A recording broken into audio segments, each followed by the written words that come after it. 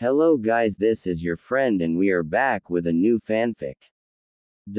Which is, what if Naruto Uzumaki was trained by Jiraiya, but claimed by his enemy Tayuya? A Forbidden Obsession begins Part 1. And if you enjoy this fanfic then please press the like button and subscribe to my channel for more fanfic like this. And now let's start the fanfic. Naruto took one last look back at the village, already being a fair distance away, and it was only getting smaller. Jiraiya turned around and gave the boy a quizzical look, having second thoughts, brat. He said, hoping to rile the boy up just a little, get him back to his usual self. For a short time after his battle with Sasuke Uchiha, he was still suffering from his injuries, despite the Kyuubi's healing abilities. The bandaged boy sighed and looked back at his sensei. No. I'm just gonna miss everyone, that's all. Jiraiya sighed. He's still depressed, he thought. Look, this really isn't that abnormal. Some shinobi leave their villages for decades for a mission sometimes. We're only gonna be gone for 3 years or so. Yeah, Naruto muttered. So, what are you gonna be teaching me, pervy sage?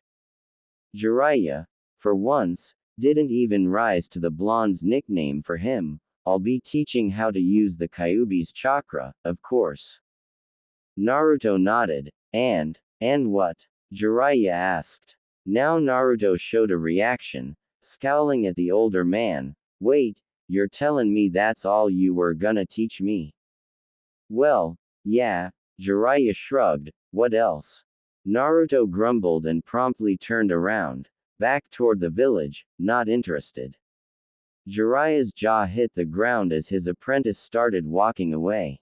Wait, Jiraiya roared, jogging after him. What do you mean you're not interested? You're a Jinchuriki. This is what you're supposed to learn. Naruto turned around and glared at him. You're kidding, right? Look at Gaara, for Kami's sake. He used wind-style ninjutsu, an elemental technique. Sasuke has fire and lightning. What do I have? Squat. Jiraiya was clearly startled by the boy's outburst, if only because the blonde was resembling his former student's crush, and later, wife. But Naruto wasn't finished, yet. Look, pervy sage, I get that I'm have this gigantic, moody furball inside me. I heard that, you little runt. The Kyuubi roared loudly enough to make Naruto wince, but he ignored it for once. But that doesn't mean I don't want to learn anything else besides just using that damned, sickening chakra of his. Naruto yelled, stepping forward as the Sannin stepped back. All I really have is shadow clones, the Toad summoning contract, and now the Rasengan. Sakura's learning medical ninjutsu, and I'm damn sure that Sasuke's not gonna be skipping through daisies while Orochimaru's got him. No way. Geez, kid, Jiraiya said defensively, holding up his hands. Just what the hell do you expect? Everything. Naruto roared loud enough that he was heard by a few people back in the village a good 4 miles away. All of Team 7 have been taken in by one of the legendary Sannin. I wanna know what you know. I wanna be strong enough that I can bring Sasuke back to the village kicking and screaming if I have to. And I wanna be able to knock that snake pedo on his so hard he'll never look at another person again. Jiraiya was beginning to see what Naruto's problem was, but Naruto was still ranting at him for one reason or another. Jiraiya was no fool. He'd heard about the teaching methods of the academy. Loose with normal students, except for maybe Iruka, whom the blonde Jinchuriki looked to as a father figure from what he'd told him. Then old Sarutobi had told him about a few incidents meant to sabotage Naruto's education.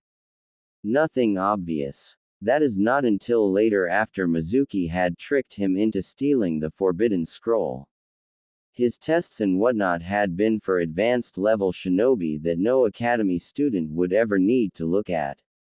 And no one had thought to check the boy's chakra levels as a solution of his with the clone jutsu, which had been rectified due to the shadow clone variation. Then there was Kakashi. Jiraiya sighed in disappointment. The student of his student certainly made a name for himself, but the way he had neglected his other two students in favor of the Uchiha heir was downright shameful. While the white-haired man could understand at some level why Kakashi would do it, that understanding being the shared Kekkei Genkai, but to simply leave both his students to their own devices. Jiraiya looked back Naruto's track record. His taijutsu was crap. Naruto was a hard-nosed brawler, hands down. In a straight-up street fight, that was a good thing, but in a battle against shinobi, he would be the easiest target as he tended to rush headlong into things without thinking too much about it. As far as ninjutsu went, Naruto was right, he only had 2 techniques. 3 if he counted the summoning. Naruto was right. The control of the Kyuubi's chakra wouldn't be enough. By now, Naruto had worn himself down, badly. His injuries still took a heft toll on him. The last hole in his chest from Sasuke's enhanced Chidori had done a measurable amount of damage that was only just finishing healing from a critical condition. He was leaning over, his hands braced on his knees, huffing and puffing like he'd just run a marathon around the land of fire. Jiraiya sighed, knowing the blonde was far more than right. All right, Naruto, you win. Naruto perked up at this, not sure that he'd heard him right. Jiraiya just grinned.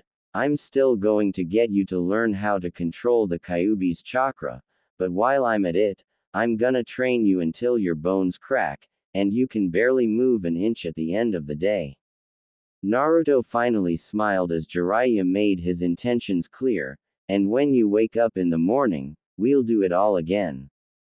Just remember, brat, you asked for this, and I'm not gonna hold anything back just so you can complain later, got it? Hi, sensei, Naruto yelled happily. Not far from the pair's location, in a forest recently leveled by a high-powered wind release, laid a certain kunoichi that had been on the receiving end of said jutsu. She was feeling extremely weak, and extremely pissed. Me, she groaned, cracking her eyes open for the first time in days. What the hit me? Oh yeah, a blonde bitch with a thing for that lazy. She tried to move, but found her body trapped. Her eyes snapped fully open then, looking down at her hips in abject horror. You're shitting me. Tayuya roared in anger and fear as she started scrabbling against the ground in an attempt to free herself, but to no avail. The curse mark.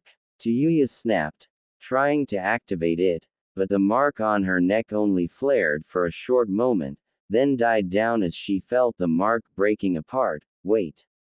I'm not dead yet. Orochimaru. In the back of her mind as the mark left her, she could have sworn she heard the snake Sanin's chilling laughter. She now felt much weaker than before as the power of her mark left her, weak and helpless to move the lag that was trapping her. You eating son of a bitch. When I get my hands on you, I'll tear that nasty tongue out of your mouth and shove it up that silver-haired. The girl howled angrily, some small amount of energy coming back to her. But the pain in her legs had come back now tenfold, and was blinding to her. She couldn't move at all as she raked her fingers on the ground, tearing them to shreds. Kami damn it all. She roared, I'm not gonna die here. I'm free. I'm no your puppet anymore. I'll live you selfish son of bitch, and I'll find you. Her vision began to fade as she spent herself in the angered rant, collapsing to the ground. I'll kill you. Now, a shorter distance away, Naruto lay against a tree, already tired from the walk. Damn it, this sucks, why aren't I healing like I normally do? He grumbled under his breath. Normally, as far as he knew, the Kyuubi always healed his wounds for him after a really rough fight. even when he'd gotten stabbed right through his chest by Sasuke's Chidori for the first time. Although, said fox had not been happy about it. Naruto was still a little miffed about being called a runt by the creature. That is because you are a runt. The fox answered him with a grunt of boredom, and Naruto had an image of him laying with his cage with his head on his paws. If you weren't so woefully pathetic, then I wouldn't have to help you all the time. You were damned lucky that you were already calling on my power before he struck with that blow, or else we'd both be dead, you for good. I on the other hand, would simple reform myself far away from the likes of your kind. Gee, furball, tell me how you really feel, Naruto thought sarcastically. You know you could have just let me die, if freedom's what you really wanted, right? The blonde thought at the fox, hoping that he would, for once, receive a positive answer. He wasn't disappointed. Bah, you really are an idiot, runt. As if I would allow myself, let alone my container, to be killed by another wretched Uchiha. That cursed clan has caused me no end of suffering since the dawn of the shinobi world. What's that supposed to mean? Naruto asked. You knew the Uchiha before the massacre. Damned right I did, the fox growled, surprisingly talkative for once. If I could call any ninja family aside from my father, I would say that it had to be the Senju. And the Uchiha. The last part came as a deep rumbling growl that the blonde had come to know as the Kyuubi's way of expressing sheer loathing. All the wars you've heard about over the years have mainly centered around that clan. Those repugnant eyes of theirs made them see themselves as all-powerful beings, but the truth of it all was that those very eyes made them blind with power. It was all they cared about. The first Uchiha, Indra, was so set on power, that when his father passed leadership over the clan to his brother, the first Senju, Indra fought with him for the right to lead the family, thus dividing the clan into two. So, wait, the Senju, like Tsunade, and the Uchiha are related? Naruto asked, eager to keep the stoic fox talking. I just told you that their ancestors were brothers, you dolt. The fox roared, nearly deafening the poor blonde. And yes, they were related, and spawned greater clans than could even be imagined. You know a lot, Naruto smiled, will you tell me more? I'd like to hear about the days like that, it sounds like such a simple life. Simple. Pa, it was hell on earth.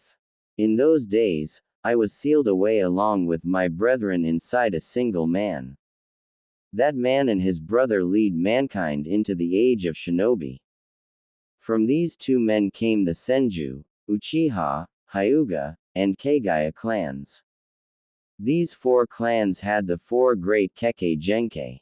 You know that the Senju had an incredible chakra, the Uchiha had the eyes of the sage, or a small variation of it, while the Hyuga got their Byakugan from the brother, Hamura, and somewhere the Kagaya were born with the Shikatsunyaku, or dead bone pulse, utilizing their own bones as weapons. In my opinion the Kagaya were closely related to the Hyuga at one point in time. These two Kekkei Genkai were the only ones brought the world through my father's brother. That's so cool, Naruto thought, getting a little of his energy back. Two men produced so many clans. It's not that incredible, the fox sighed. Back then, it wasn't uncommon for men to take more than one mate to preserve their bloodlines in case an heir died in battle, or suffered a deadly illness. Many villages still practice this to keep a Kekkei Genkai clan alive. With each wife came a different element for the child they produced. Sounds like a crazy idea, Naruto thought with a sigh. Seriously, who could handle more than one girl? Naruto and the Kyuubi, for once, had the very same thought. Pervy Sage the pervert. At the shared thought, both broke into laughter. It was odd. For the longest time, he had thought the Biju truly hated him, but here they were, laughing.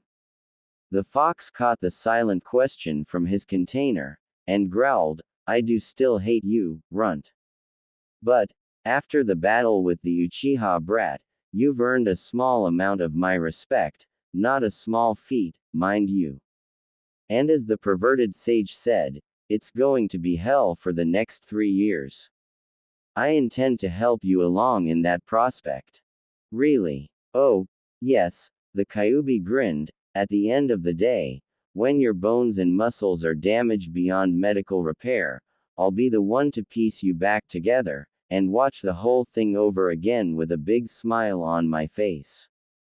Naruto just shivered at the thought of being put back together like a puzzle by the fox for his amusement. As much as he thought their conversation was an improvement to the Biju-Jinchuriki relationship, the fox's sadistic side was still scary as hell. Sighing, the blonde leaned back against the tree and closed his eyes, letting sleep overtake him. The Kyubi decided to follow suit, seeing as nothing interesting was going on now, and his container was still recovering. But, had the wind been blowing from the treeline instead of toward it, both would have caught the faint scent of blood in the air. Jiraiya, as it would happen, was the one that caught the scent instead. He was gathering firewood for the evening, seeing as Naruto still needed rest from his injuries. Though the wind may have been blowing in the opposite direction, there was one thing that alerted the Sannin. Overhead, circling, was a group of carrion birds.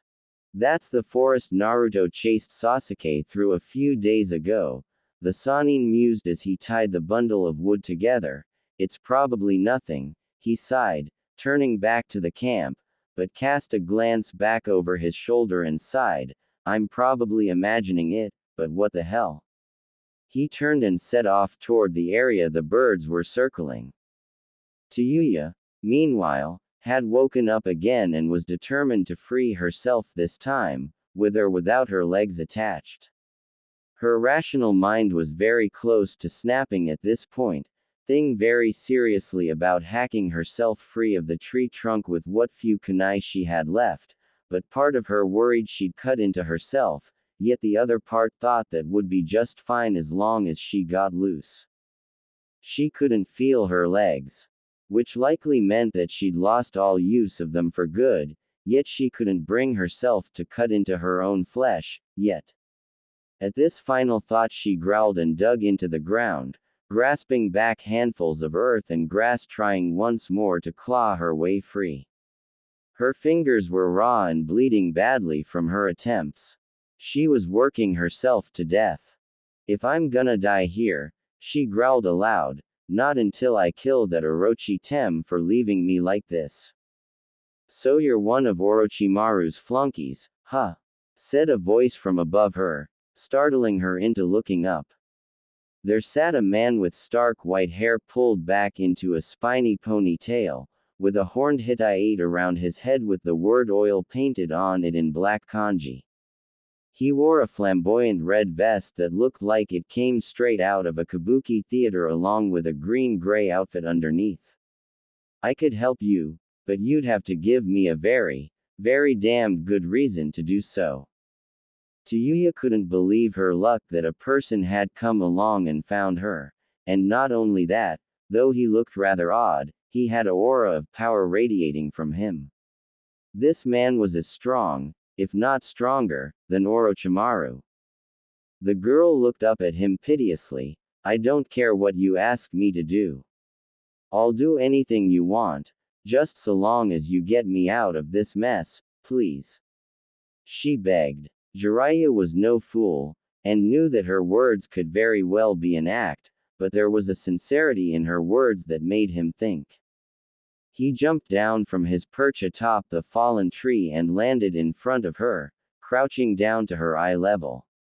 "What I want from you, girl, since you seem dead set on killing my old teammate, is for you, a former Oto Nin, to lead me to his hideouts, all of them. Swear by the Rakudo Sennin, and I'll help you out." If not, then I'll leave you here for the birds. Former teammate, you can't be Jiraiya. Tayuya yelled, raising a little from where she lay. The same. Jiraiya nodded. Tears sprang to the girl's eyes. I swear. I'll do whatever you want. I just want a piece of that bastard when you catch him. Done. He bit down on his thumb, summoning jutsu. There was a large puff of smoke that lifted the man from the ground as he now stood atop a gigantic green toad with two swords strapped to his sides. Gamahiro-san, good of you to come. Jiraiya greeted. Gamahiro looked up at his summoner. Good to see you, too, Jiraiya-san, but why have you summoned me here? I see no enemies around. Jiraiya pointed his attention down toward the pinned kunoichi. The reason I summoned you was to help lift this tree off of her. I could probably do it with my sage mode, but it would take too long to gather the required chakra to do it. Think you can manage? As you wish, but she will be in great pain once I move the trees, Hiro cautioned. I have some of Ma's healing oils if you think they will help. That'd be great. Jiraiya nodded, and jumped back to the ground and grasped the girl's hands. We'll get you out of there now. Just hang on and don't move. Alright, Tayuya squeaked, wary of the giant toad as he moved into position. Gamahiro bent down and started moving the massive trees one by one until he picked the last one off of Tayuya, the girl giving a pained, yet relieved cry as she was freed. Jiraiya pulled her out of the debris so he could have a look at her legs. He didn't like what he found. Sure enough, Tayuya's legs were mangled beyond recognition. Tayuya took one look at herself and nearly passed out again. This is gonna hurt. Jiraiya sighed, his hand starting to glow a blue-green color with chakra. The bones are completely shattered. You mean I'll never walk again? Tayuya whimpered. No, Jiraiya said, that's not what I meant. It's just going to take me a while to get all these fragments back into place. I may not be a full medical nin, but I'm good at setting bones, and piecing them back together. He said, already beginning to draw the pieces back together, making the girl wince. C-C, could you keep talking? Tayuya grit out. Give me something else to focus on besides this pain. Alright, Jiraiya said absently, while you'll be traveling with us, you'll be training alongside my apprentice as we search for Orochimaru's hideouts. Of course I'll keep a close eye on you, but I expect you'll hold up your end of the bargain. Yeah, I will, ya jackass, Tayuya snapped before hissing in pain as her bones knit back together. I'm a lot of things, but a liar ain't one of them.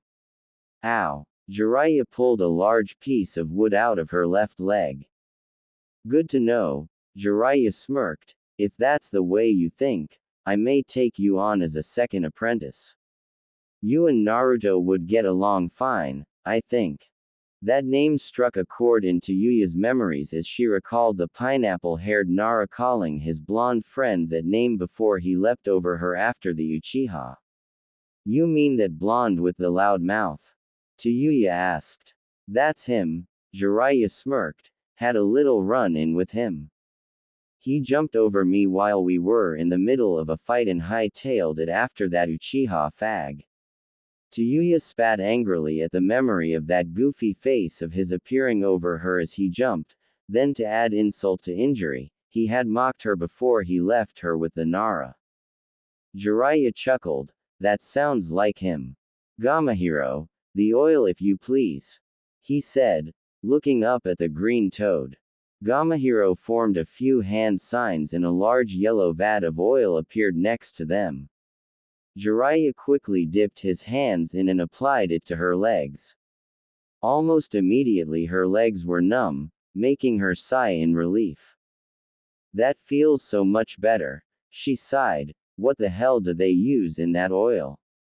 We secrete the base oil from our skin, Gamahiro explained. We then boil it while mixing in healing herbs that only grow on our mountain. We keep those secrets so shinobi won't try to steal them, as a certain Sanin once did. The toad looked at Jiraiya in amusement while the old Sennin. Jiraiya had the good grace to blush as Tayuya cast a glance in his direction as he worked. So I was trying to take a few herbs to Tsunade, Jiraiya grumbled, big deal, not like she would have thanked me anyway, not the way I wanted. Tayuya couldn't hold back the snicker as the old man pouted like a child, but soon hissed as some of the pain came back for a moment before ebbing away again. An hour or so passed before Jiraiya finished with Tayuya's legs, the fragmented bones now reformed, yet still brittle, having fractures along them until the oil finished its work. He bandaged her legs up, and lifted the girl onto his back, and started back toward camp. Gamahiro bade them farewell before dispelling himself back home. Naruto was still sound asleep when they arrived, not that Jiraiya was surprised. The Kyuubi's chakra was powerful, and all Jinchuriki had the fast healing abilities, but Naruto still had a fair amount of damage done to him. As Jiraiya set the girl down, and started unpacking a bedroll for her, he thought about what he'd sensed when he confronted the boy in the hospital about the trip. Surprisingly, he had sensed a large amount of nature chakra emitting from the wound. From the look of the wound, and from Kakashi's debrief, Sasuke had used a Chidori on him twice, but the second had been obviously affected by the curse mark. Naruto's body, though used to the demonic chakra of the Kyuubi, was all but new to the nature chakra, which explained why it might have been afflicting him so badly. What the happened to him? Tayuya asked as she laid eyes on the blonde, who was covered in bandages himself from face to torso. Even the horrendous orange jumpsuit he was wearing looked shredded. She was picked up again when Jiraiya had her bed ready, and laid down. She didn't complain. The most sleep she'd had was when she'd fallen unconscious from trying to get out from under the trees. It was strange to her, though, because when she slept on the ground, she normally only had a blanket. Jiraiya had given her a small roll to lay on with the blanket, and a small pillow to rest on. She'd never had this sort of luxury. He fought with the Uchiha you were sent to retrieve, Jiraiya explained quietly. Apparently after he got past you, he and Sasuke met at the Valley of the End, and fought. He was nearly killed, and probably would have been if Sasuke hadn't shown a small ounce of mercy as he and Naruto squared off.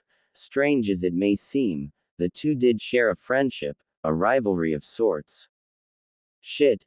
Didn't know the little spaz was that strong. Tayuya sighed, looking the blonde over once more. No wonder that snake bastard wanted him so badly.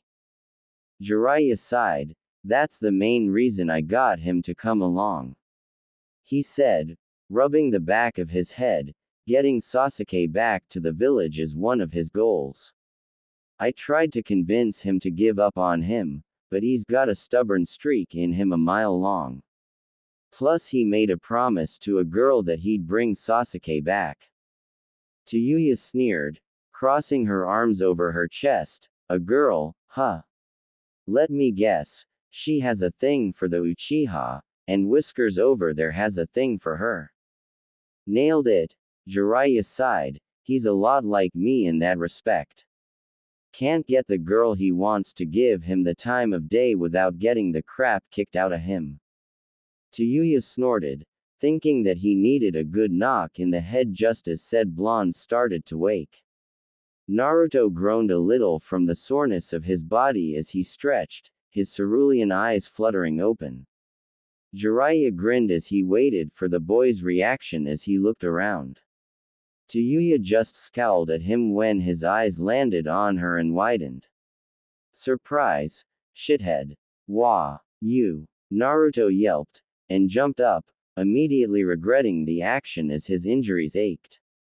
Naruto doubled over, still keeping his eyes on the girl. What the hell are you doing here? Tayuya just grinned at him, Doing better than you, it looks like. Got enough raps there, shithead. The blonde genin advanced on her, ready to deck her, but a strong knock to the head from Jiraiya stopped him. Arg, what the hell, pervy sage? There's no need to be a brat, kid, the old sage said. She's not one of Orochimaru's lapdogs anymore. I convinced her to help us. Yeah, right, Naruto huffed, flopping back to the ground. What makes you so sure she's gonna help? Or how she's gonna? Hello. Tayuya snapped. Ex-enemy Kunoichi here. I know where my boss's bases are. All of them. And she swore an oath to me that she'd help us. Jiraiya stepped in. As long as she got a shot at Orochimaru herself, then she's in. She doesn't even have her curse mark anymore, or else she would have been long gone by now. The blonde was still skeptical at this point, and Tayuya's smirk wasn't doing much for his temper at the moment. What good is she going to do us? Naruto asked, looking pointedly at her bandaged legs. She can't walk, can she? Tayuya bristled, ready to pummel the blonde, but Jiraiya intervened. No, she can't walk, Naruto. When I found her, half the forest had been leveled, Sabaku no Temari's work, I'd guess, and she was lying underneath a pretty big pile. It's a wonder she wasn't crushed from the get-go, or that she hadn't bled out. Tayuya just paled. Way to scare an injured girl, Jisen. Jiraiya gained a tick mark at the nickname. Why can't I ever find a kid that'd give some respect? I don't do anything to. Okay, maybe I do deserve some of it, but not all, right? It's no less true. What's your name, anyway? I never asked. Does it really matter? Tayuya asked. I'm not gonna be your friend through any of this, you know.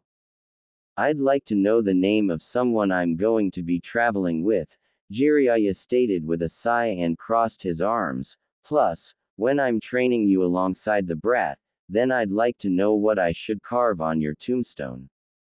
Tombstone. Tayuya didn't like the sound of that, but it couldn't have been worse than what she'd had to go through with Orochimaru and Kabuto looking over her shoulder. It's Tayuya, if you gotta know. Happy. No, Naruto grumbled. Who asked you, ya blonde shit-brained jackass? Tayuya roared, nearly tipping herself over. Naruto just grinned and waved at her to come and get him. Too bad, Red, you're not going anywhere for now. Naruto laughed. Jiraiya sighed. Naruto, keep antagonizing her like that and I'll make you carry her all the way to Suna. Jiraiya said, making the blonde Jinchuriki pale. Why you wouldn't? Try me. Jiraiya grinned, having gotten the upper hand with the boy for once. Naruto groaned and scrubbed his hands through his hair. Naya, if she does cause any trouble, you can bet Ba-chan's gonna hear about that fake request for mixed bathing in the onsens you had me place. Now it was Jiraiya's turn to go pale. You wouldn't dare. Try me, Naruto mimicked, smiling a foxy grin. Tayuya was snickering away at the two of them. Not even Kidomaru made me laugh this much, she thought as a stray giggle slipped past her. Naruto looked at her with his grin still plastered on his face, which only widened as the girl laughed again. She has a cute laugh, he thought for a moment, causing the Kyuubi to lift his head in interest since the blonde was showing a slight interest in a vixen other than his teammate. Through Naruto's eyes, he saw the girl sitting in front of them. For a ninjan, she was pleasing to look at. Her skin shade lighter than Naruto, and her hair, which was slightly down her back, was red. Not like his previous vessels, this was a bit lighter than that. More like a dull red that had been mixed with pink, or orange. And though she was obviously a hardened kunoichi that had killed more than once, as he could smell the faint traces of blood from others on her, her eyes were a warm brown that made him think of Mito's favorite treat, chocolate. She's certainly better than that bubblegum banshee he used to hang around with, the Kyuubi thought snidely, again resting his head on his paws. He would make a note to question his container about her later, or tease him. Whichever he felt like. But, fortunately or unfortunately for the blonde, that would come later as the Kyuubi needed to focus on Naruto's injuries. He would be done soon. As the evening wore on, Naruto seemed to gain some mobility back as the Kyuubi healed the worst of his injuries, and by that time he had gotten used to Tayuya being around. As it turned out, the kunoichi was fairly sheltered about life outside Orochimaru's clutches. When Jiraiya dished out supper that evening, instant meals that only needed hot water, ramen in Naruto's case, she was surprised at how much of it there was. Normally a meal to her was a soldier pill, or a few grains of rice. She had been conditioned to live off the bare minimum of nutrients, and keep her body strong without much food. Not while I'm around, Jiraiya pointed out, I don't let my students work on an empty tank. But speaking of dietary needs, Naruto, you need to start eating other things besides ramen. What? Naruto asked through a mouthful of noodles, but why? Jiraiya palmed himself in the face, to get you to grow. Haven't you ever wondered why you're such a runt? It's because you don't eat right. Naruto huffed and slurped the rest of his ramen down. Yeah, well, you try getting food when the stores throw you out every time you try to go shopping. I only managed to get cup ramen from them because I'd transform into someone else, or have Hokage Jij or Kakashi Sensei with me. Jiraiya suppressed an angry growl at this. Hadn't the Hokage tried to do anything about Naruto's treatment in the village? Kami only knew what would happen once he found out who his parents were, and who he was, too. Jiraiya was not looking forward to that, not at all. Tayuya was too busy slurping down her own dinner to listen to them. It was way better than soldier pills, that was certain. Naruto gabbed another cup and poured some water into it. So, where are we going? Jiraiya just shrugged. For now.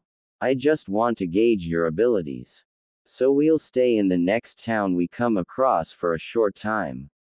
Then, when Tayuya's better suited for travel, we'll head towards Kiri to resupply. By then, you two should be at 100%, and I'll check out your chakra natures.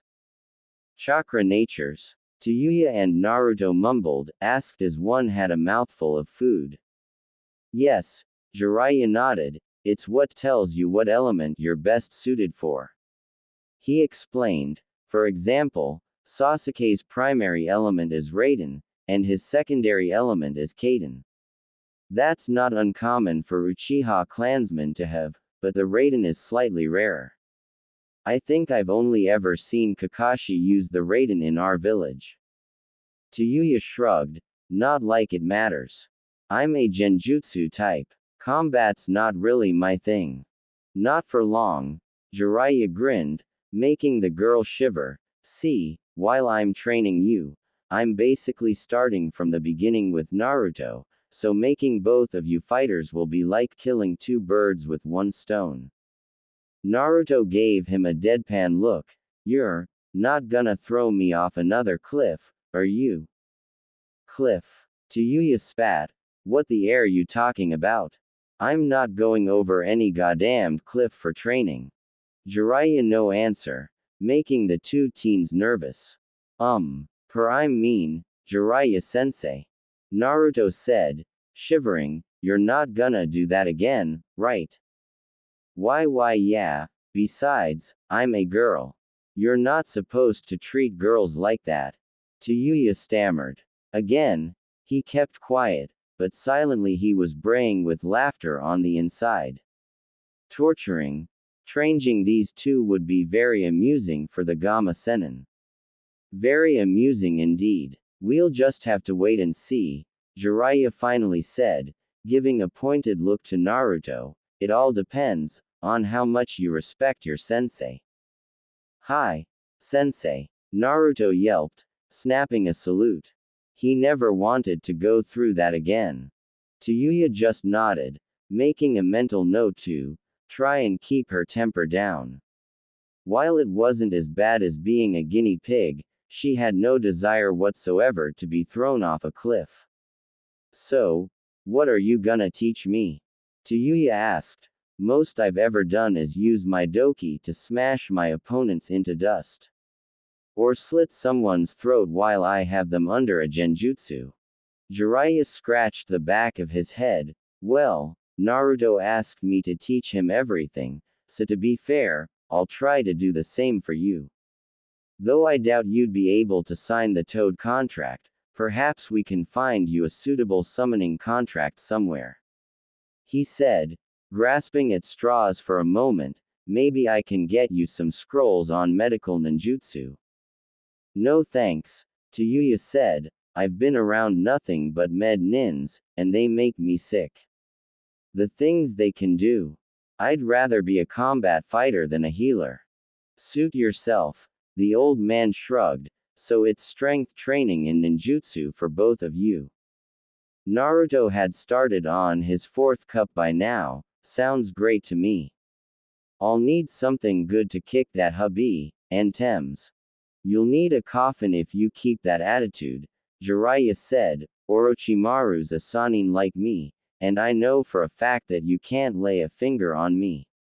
You think a new jutsu is gonna be enough? Tayuya nodded to this, too right. I've seen that get out of some bad scrapes, and come out on top that would take most Jonin down in a heartbeat. She said, and if that Uchiha's gonna be with him, then you can bet you're that he's gonna make him just as strong as he is, if not stronger, so he can use his body in a couple more years. Naruto growled and looked down at the ground. That's not gonna happen. I swore I'd bring him back, and I never make a promise. He said, thinking about their last confrontation. Besides, Sasuke's not the type to let someone use him like that.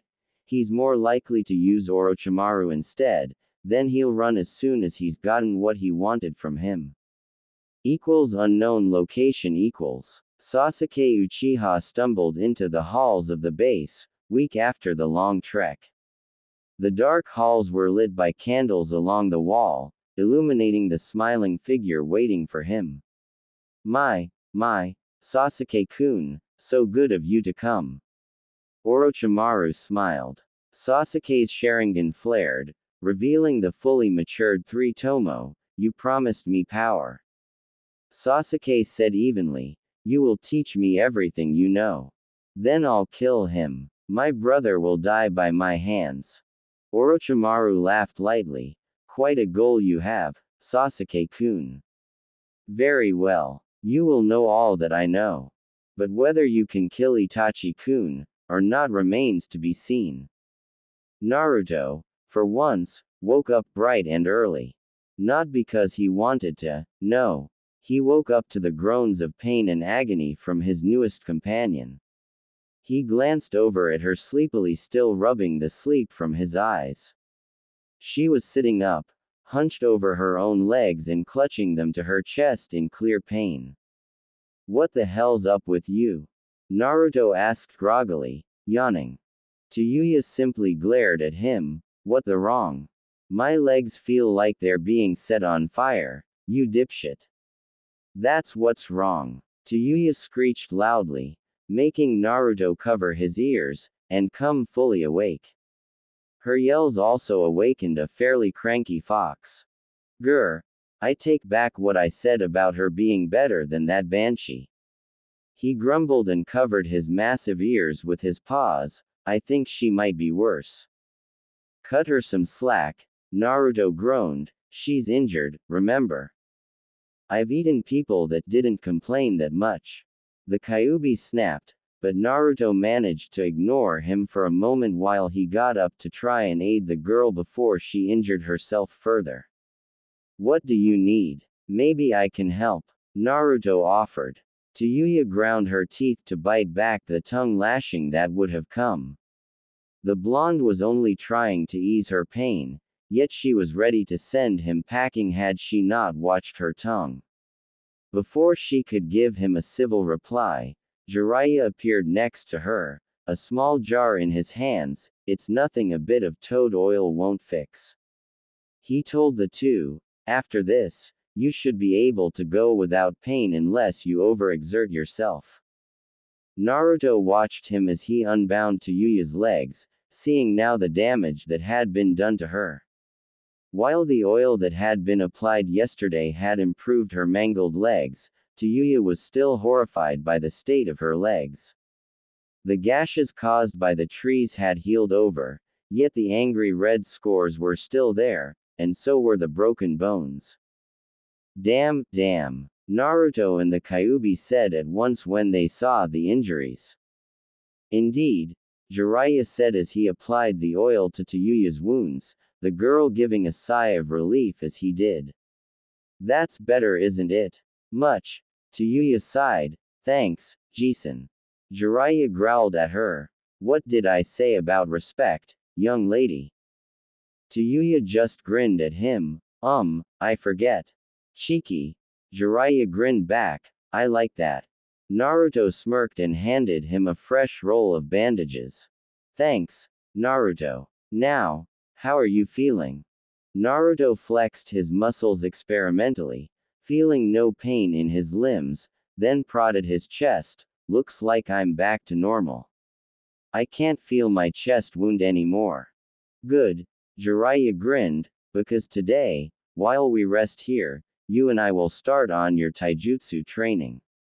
And Tayuya-chan, Tayuya growled at the affectionate, you had best pay attention, too. As far as I know, this is one of the most effective taijutsu styles I've ever seen.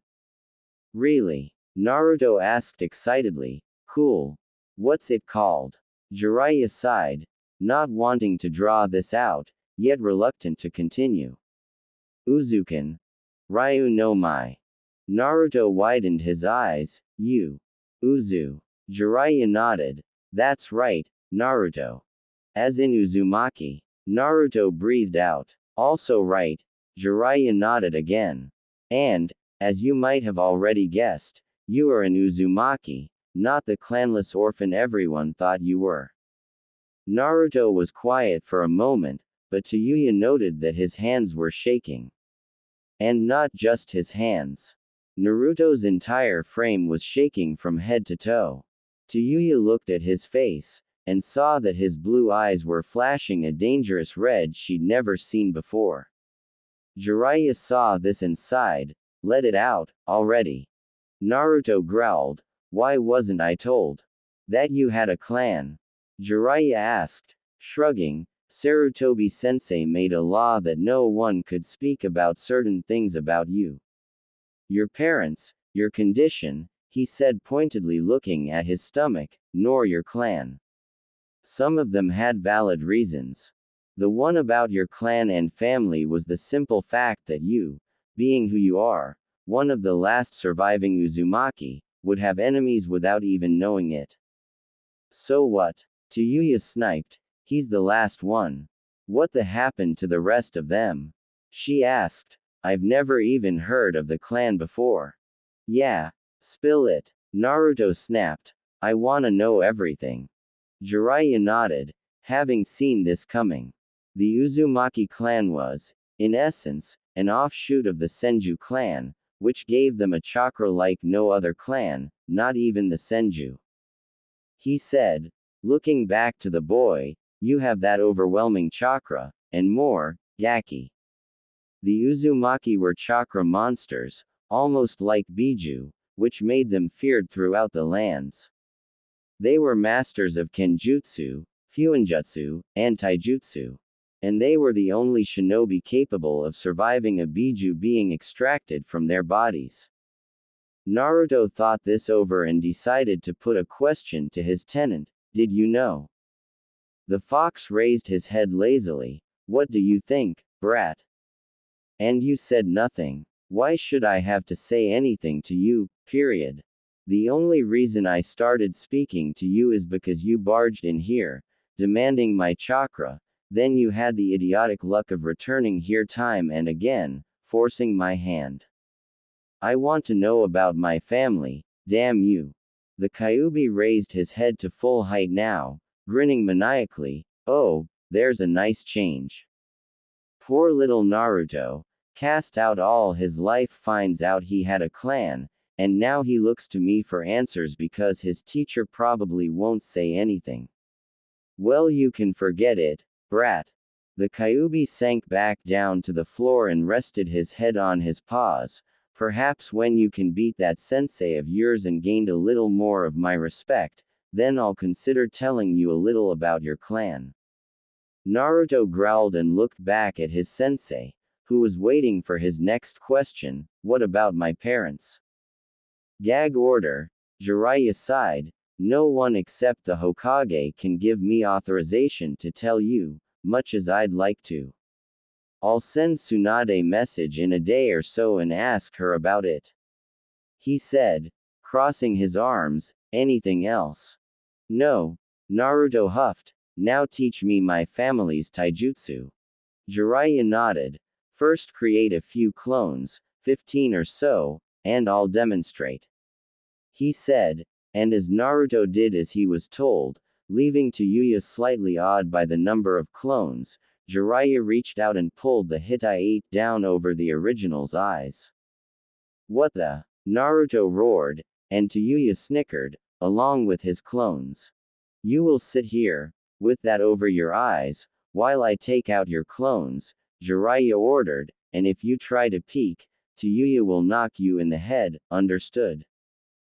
Hi. Naruto squeaked. Tayuya simply grinned at the man, a silent thank you on her lips. Alright, clones, let's get to work.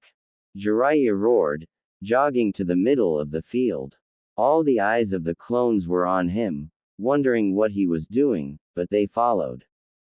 Jiraiya turned about, and took a stance, first lifting his left leg up, and raising his hands, palms up, fingers facing out, then dropped into in a lower stance, one arm out in front and the other behind, the palms still facing up. Come and get me. A Naruto clone grinned, charge. As he launched himself, the rest of the clones followed. A big mistake as Tayuya watched in fascination. Jiraiya took the first clone down by whipping forward, his feet never leaving the ground, and knocking his feet out from under him. Next he grabbed the same clone by the arm and swung him overhead, slamming him into the next one, dispelling them both at once. The movements were almost like a dance as whirled around, taking down the clones in a whirlwind of motion. The way he whipped his arms around was almost like he was using a sword. The final clone was taken out with a reverse elbow strike to the throat, and she caught Naruto grimacing, which made her think he was peeking and conked him on the head. Ow! Naruto yelped. What the hell? I wasn't looking. The hell you weren't. Tayuya smirked. I saw it on your face. Jiraiya, having dispatched the last clone with ease, smiled and walked over to the pair.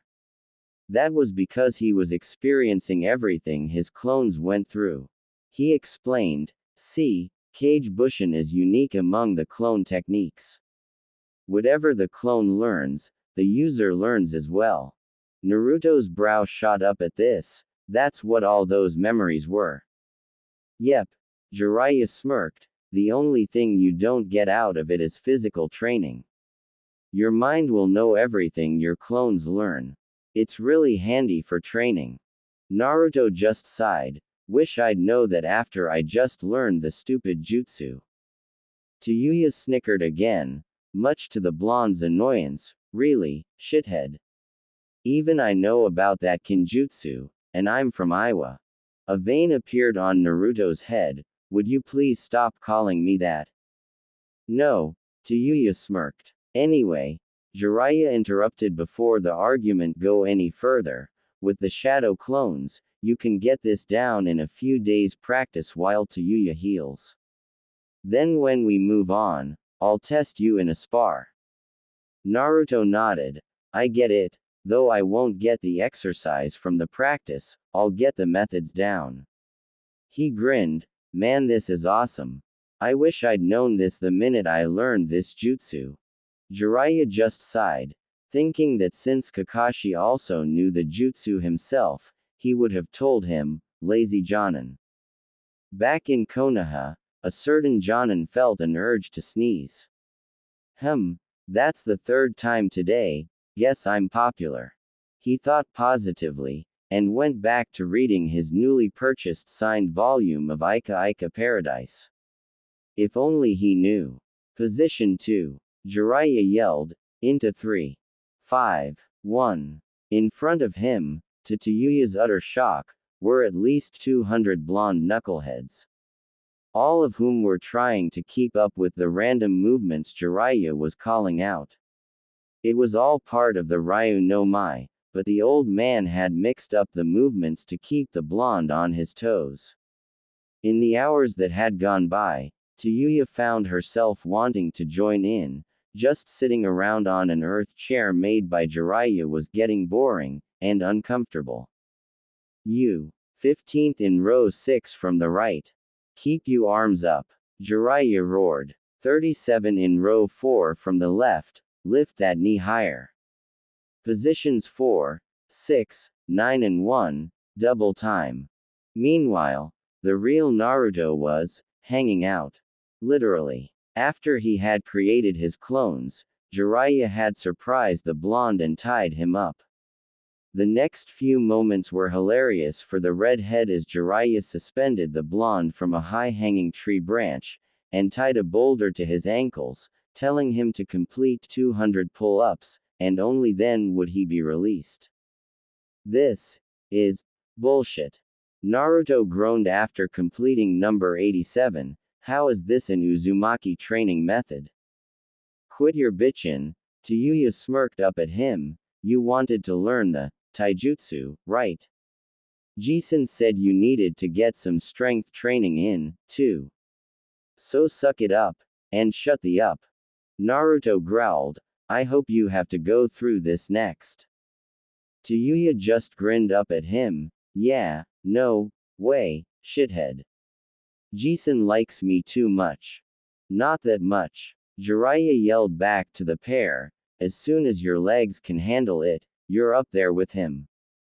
Tayuya paled and huffed, crossing arms over her chest, me and my big fat mouth. She growled, much to the airborne blonde's amusement. Told you so. Told you so. Naruto chirped happily before hitting 100. Tayuya flipped him the bird, eat shit, ya blonde bimbo. Hey, I'm a guy, Naruto shouted indignantly. Tayuya looked up at him innocently blinking her eyes in surprise, oh. Really? Damn troublesome woman, Naruto grumbled, causing a certain lazy Nara to sneeze. Hey, pervy sage, how long do I have to keep this up? My legs are gonna pop off. They'll grow back, Jiraiya laughed, and until you can master the taijutsu, then you'll need the strength training.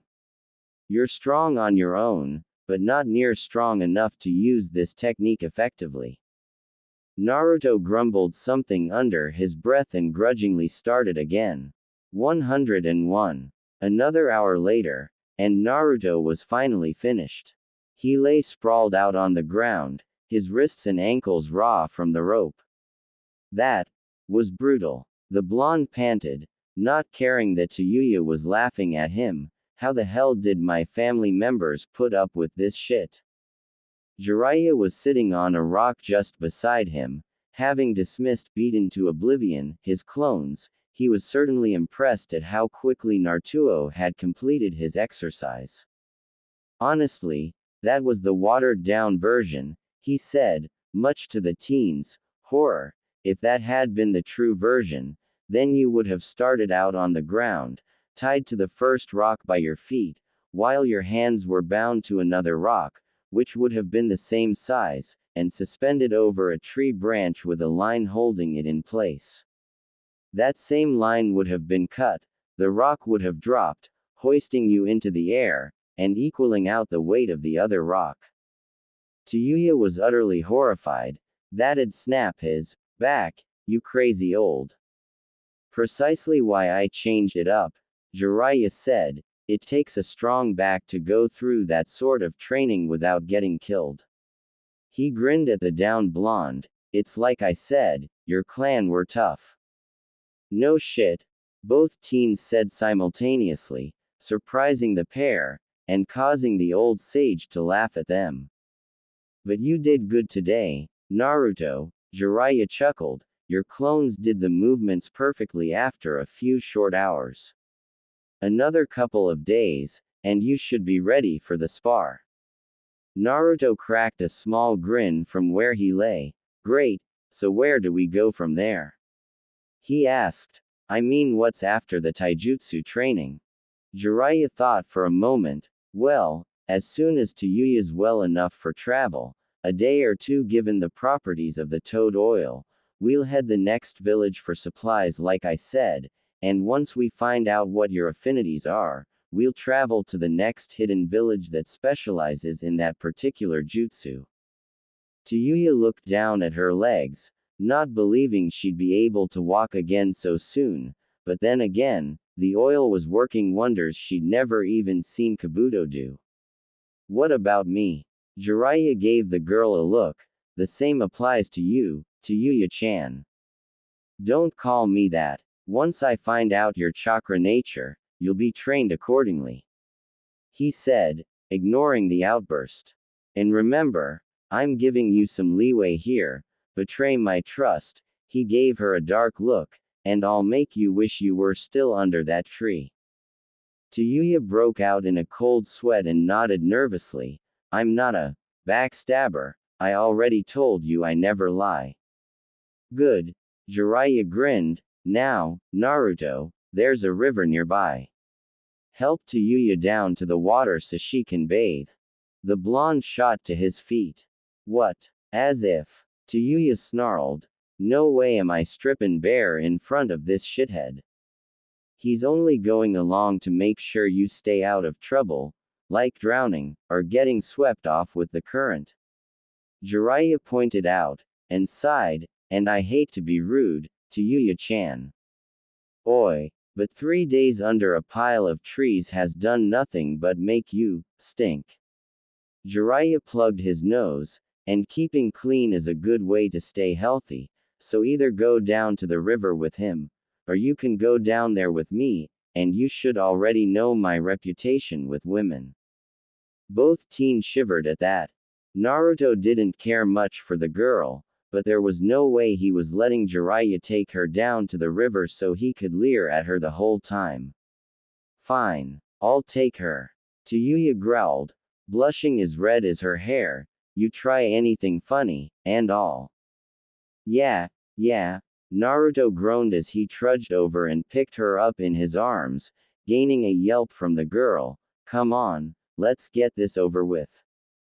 I mean it, shithead, Tayuya growled, still blushing, if I so much as. Whatever, Naruto said, ignoring the threat, not like I've never seen a girl before. Jiraiya scoffed at this. Your wondrous jutsu does not count, brat. He laughed. Naruto turned and looked back over his shoulder. How the hell do you think I came up with that? Aha. Jiraiya crowed, so you admit you've peeked before. No. The blonde roared, making Tayuya cover her ears at being so close to him. I got chased into the bathhouse by those idiots that like to hate me for no damned reason. Of course I had to learn a damned good henge to pass. Jiraiya felt another pang of guilt hit him. Naruto, the blonde groaned and turned back around. While you're gone, I'll send a message to Tsunade about telling you about your parents. Naruto felt a grin tug at his mouth. I don't know what she'll say, but it's worth a shot. Naruto grinned. Thanks, pervy saw. Would you stop calling me that? Jiraiya roared. When Tayuya-chan stops calling me shithead, Naruto quipped, earning a smack from said girl. Stop calling me Tayuya-chan. She snapped, and poked him in the chest, and you are a shithead, so get used to it. Naruto growled and turned back toward the direction of the river. Want me to drown you? Just try it, Tayuya sneered, you'll be sleepin' with the fish before me. Get going, Jiraiya groaned, both of you. Hi, hi. Both teens sighed as Naruto continued on, making Jiraiya roll his eyes. Unbelievable, he smirked, they're just as rambunctious as Minato and Kushina were, wonder how Tsunade's gonna take this. He looked up at the clouds for a moment, scratching his cheek absently. If this is your way of giving the kid a bit of a push, then I gotta say, it's gonna be one hell of a ride. He said, then took a blank scroll from his vest, and a small pen from his pocket and began writing. Meanwhile, Naruto had made it to the river, which was flowing a little fast for his taste. Well, pick a spot and I'll wait behind a rock or something. Naruto sighed to the girl in his arms. Tayuya was hard-pressed to do so. The river was very intimidating to a girl whose legs were, for the moment, as useless as a newborn's. The river wasn't very fast, but the current would be more than strong enough to carry her off if she were caught. Over there, Tayuya pointed out a small pool that was surrounded by rocks, and well out of the current.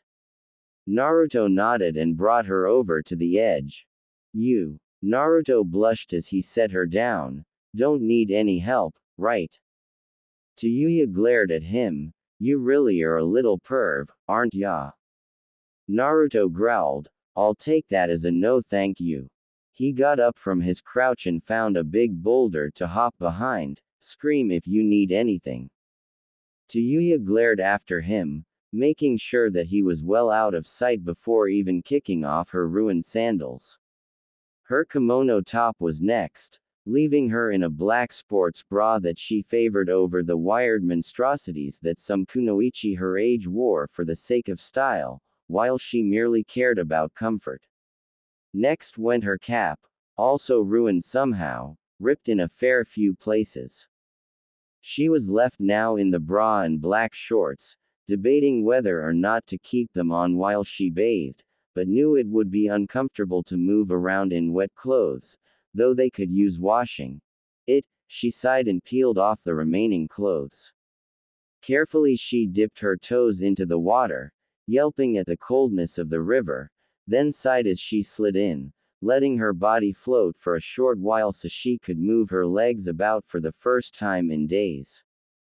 They were stiff as boards, so to speak, but she felt far less pain now that she thought about it. After a moment, the water warmed up to her body, and she felt a genuine smile grace her lips. It felt wonderful. Naruto was trying to keep his mind on other things besides the girl bathing just behind him. She was so light, he thought as he remembered taking her in his arms, then shook his head. No, bad idea, she's a hot oto nin, not a, arg, what the hell's wrong with me? A dark chuckle sounded through his mind. Sounds to me like springtime has come early for you, runt. The Kyuubi laughed. As I said, she is more likable than that teammate of yours. Why not try to make her yours? Naruto blushed. Make her mine. What the hell are you talking about, Baka Fox? Just what I said, runt. The fox chuckled again. She is very pleasing to look at, for a ninjan. And you must admit that you do find her attractive. Don't try to deny it, because I heard you think of her as hot only moments ago. In the terms of the ninjan, I believe that this means you find her highly attractive. Doesn't matter. Naruto grumbled at the fox. I like Sakura. Please. The fox rumbled in agitation. That lump of a girl had done nothing to warrant your affections. For as long as I've paid attention, she's been lusting after that Uchiha brat. She's not the most attractive female in your village either. She has no to speak of. How would she produce milk for you kidlings should you mate? This got an embarrassed blush from the blonde. And that's not the only thing that flat about her. That blonde vixen was right to call her billboard. Alright, that's enough. Naruto snapped at the fox in defense of his friend crush, so she's not perfect, big deal. That doesn't mean you get to go off on her like she's done to you almost every day since you teamed up with those two. The fox snapped, bearing any argument. Listen to me, Kit. I have seen ninjas live and die for 10 centuries. I can see true affections with but a glance. And let me tell you that that girl only cared for you as a friend, teammate, or brother, nothing more than that. Hell, her blonde friend had more affection for you than she did. And she was just as bad about chasing after the Uchiha. By now, Naruto's ears were ringing like a gong had been struck right beside his head. Sorry, I didn't know it bothered you that much. Naruto whimpered. Geez, Kyuubi, I know you're right, but don't you think she could change and learn to like me instead? Let me think about that. No. Again, Naruto's ears rang with the tremendous roar that the Kyuubi let out. Listen, I'll give you a little insight. The fox said, go ahead and have a peek at the red vixen. What? She'd murder me. Then don't let her see you. The Kyuubi said simply, and in return, I'll teach you one of the jutsu I became fond of in my younger days. Naruto perked up at this. The Kyuubi was willing to teach him a jutsu. His jailer. The Kyuubi sighed. Yes, damn it, now do as I say, and I promise you won't regret it. Naruto had mixed feelings about what he was about to do, but to learn a jutsu from a tailed beast. How could he refuse? Naruto slowly turned and crouched low, casting the smallest glances around the boulder as he heard splashing noises. He nearly lost it right there. Tayuya, though the water was well past her hips, was standing upright, splashing herself and scrubbing her arms gently. Her hair, wet as it was, clung to her neck and back, and part of to her chest. There was no denying the Kyuubi's claims now. Tayuya was beautiful, more so than he thought of Sakura. From the graceful curve of her neck and shoulder down to the sweet curve of her hips. He hadn't been able to tell from the baggy clothing she had worn, but she had the kind of figure that Sakura envied the most. And though her weren't large, they were certainly fuller than Sakura's, but still just barely past being bumps under her clothing. Kami. Hey, you're welcome, Kit. The fox said smugly as Naruto slowly retreated back to the safety of the rock, red as the fox's fur, or Tayuya's hair. How the hell am I supposed to look her in the face after that? Naruto wondered silently. This jutsu better be worth it, Kyuubi, because if she finds out. Hey, shithead, Tayuya yelled, startling the blonde, come pick me up. See coming. Naruto stammered, hurriedly getting to his feet. Tayuya had dressed, sort of as she was, only in her shorts and sports bra, the rest of her clothes lying in a forgotten heap, a fine thing for Naruto, since it looked like a shirt, but he couldn't fight off the blush on his face. A fact that the redhead noticed as Naruto collected her. You better not have peeked, she growled as she wrapped her arms around his neck for supports.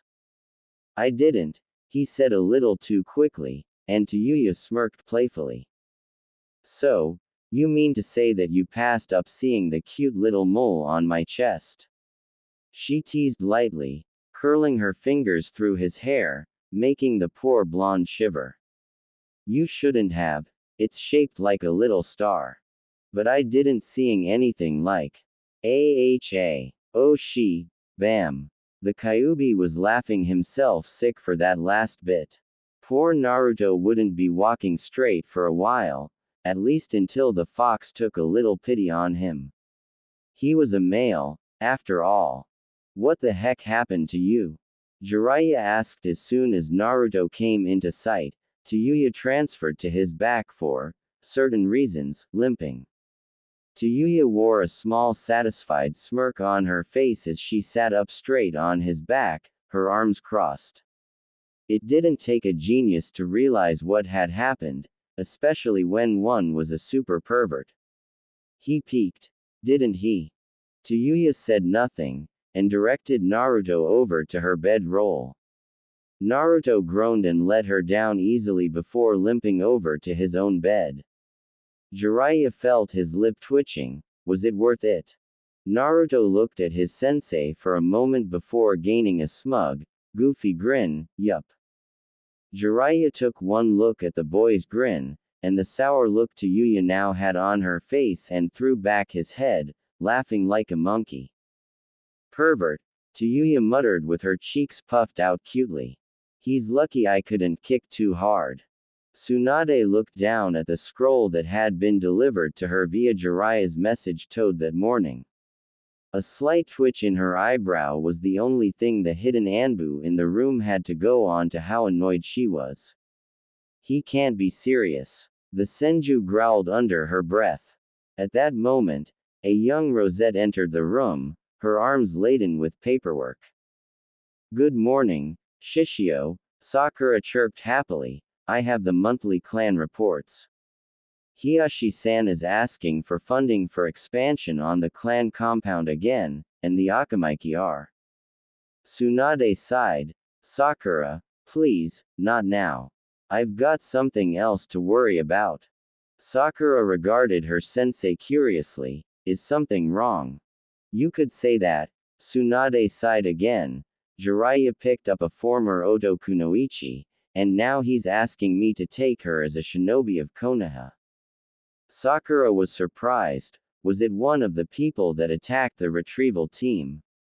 Yes, the blonde growled. How Jiraiya can openly trust her is beyond me.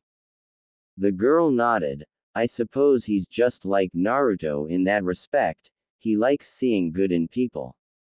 Tsunade scoffed. That's the thing. She laughed. They completely hate each other, according to this.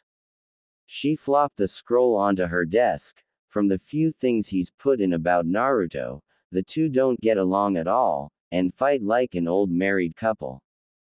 Sakura could suppress a giggle at this. That sounds a little about how he and Sasuke-kun used to be, before Orochimaru. She hung her head sadly. I know, Tsunade said, thinking of the other half of the message, but it sounds as if Naruto's training is off to a good start.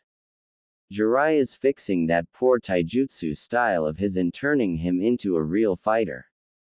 Sakura gave her sensei a small look. Sorry, Tsunade-sama, but you don't really sound all that excited. Tsunade nodded. It's just something unpleasant that I have to deal with later.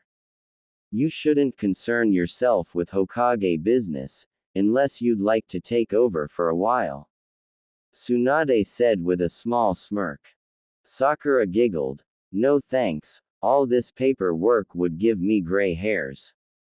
A vein throbbed on Tsunade's forehead. What does that mean? It means I'm late for a lunch date. Sakura squeaked and darted out the door. Get back here, Sakura. Tsunade roared after her. You've still got the reports. Equals with Naruto equals me. Tayuya's pained voice shrieked across the area as Jiraiya gently hoisted her high off the ground right up next to Naruto. My legs are gonna fall off, you old sack of shit. Suck it up. Naruto grinned from where he was hanging, and shut the foo. I will so knock you out of this tree, shithead. Tayuya snapped at the blonde as she came up to his level. Down below, Jiraiya had finished tying the rope off. Knock off the yammering, he called up to the pair. It's been 3 days, Tayuya-chan, so your legs should be able to handle this kinda strain. Should be. Tayuya snapped down at him. Besides, I'm taking it easier on you than I am on him. He jerked his thumb at the suspended blonde. The rock I tied to you is smaller than his. Tayuya felt her eye twitching. Great, she said sarcastically. I feel so why. Enough chit-chat. Jiraiya yelled. 200 from you, Gaki, and only 100 from you Tayuya-chan. Stop calling me Tayuya-chan. Tayuya howled. Naruto just snickered at the girl's misery. Honestly, she looked ready to murder his sensei at this point. Sure, her legs were better at this point, and she had even managed to walk a few steps, only for Jiraiya to put her right beside the blonde in high tortoise training exercise while the rest of Naruto's clones moved through the Ryu no Mikatas. No use complaining about it, Tayuya-san, Naruto sighed as he started his routine. He won't change his mind once he's gotten us up here. He grinned as Tayuya glared at him, trying to hoist herself up for the first pull-up. Don't worry, if it gets too hard or painful, let me know and I'll call one of my clones over to help. Tayuya nearly let herself drop at that. What the hell? When did you do a head case 180? What do you mean? Naruto stopped and looked at her curiously. I mean, don't you hate me? She snapped. I mean, you couldn't stand me 2 days ago, so what the changed? She asked, then grimaced. Seeing me didn't do that, did it? No. Naruto growled out on a blush, and shook his head. Look, I get over things fast. If you're gonna help me knock the shit out of that hubby Tem, then you're alright in my books. He started up again, much easier than he'd been able to do so in the past. He was getting stronger by the day thanks to the training, hellish as it was, he couldn't fault the results, and his mood was picking up because he was expecting Tsunade's reply to Jiraiya's request any day now. Hopefully she would let him know who his parents were. Tayuya just gave him a slight look. Yeah, right ya perv. Like you aren't barking to get another peek. Naruto just smirked. Hey, a guy can dream, can't he? He laughed as Tayuya tried to swing at him and bump into him. You shithead, Tayuya growled at him, you're lucky I'm tied up like a turkey right now or else I'd pummel you. Naruto's smirk grew into a full-blown grin. Haha, I know a few people that would pay good money to get tied up like this. Tayuya deadpanned at him, sicko. What? I'm serious. Naruto laughed. I bet anything that pervy sage wouldn't mind a yank, yarg. I heard that, you little brat. Jiraiya yelled as he yanked on Naruto's rope, and I'll have you know that I've never allowed something like that to happen in any of my exploits. Che.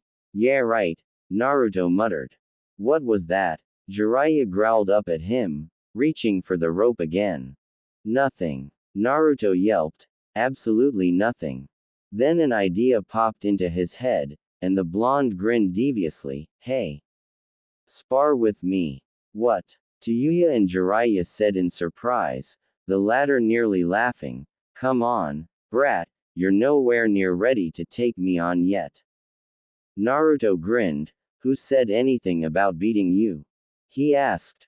Put it this way, if I can land a hit on you, then we move out to Kiri today, no training. Jiraiya an eyebrow at him, and if you can't. Naruto thought about that for a minute, then the grin returned. I'll have a clone use that jutsu you love so much, all day. Sold. Jiraiya crowed excitedly. Get down here so I can kick your Gaki. And bring on that jutsu from Kami. Tayuya didn't have the slightest clue what the pair was going on about, but was grateful when Naruto freed himself and unbound her legs, too, then dropped to the ground, dispelling his clones. As she freed her hands, though, she slipped. Lucky for her, Naruto was watching her, and reached out to catch her. She landed in his arms easily enough, cradled against his chest. You okay, Tayuya-san? Tayuya looked up at him with a glare, which melted away as soon as she saw real concern in those damnably blue eyes of his. She, in her 14 years, had never seen anyone with eyes like his. Why yeah, thanks for the save, shithead K-kun. She immediately wanted to bite off her tongue when his brow shot up in surprise at her the term. Hey! Jiraiya yelled. We gonna fight, or what? Naruto huffed, and gently set the girl on her feet. Way to ruin the moment, pervy sage. He grumbled. Tayuya simply blushed and sat under the tree as the blonde made his way toward the Sannin, looking ready for murder, or an insane prank. Naruto crossed his fingers in front of him. Kage Bushin no Jutsu. 5 clones appeared around him in a circle, each in a varying stance of the Ryu no Mai. Okay, you guys know the plan. Right. The 5 clones chorused, moving swiftly to circle around the Sannin. Jiraiya grinned. Just 5 clones. He chuckled. You'll have to do better than this, Yaki.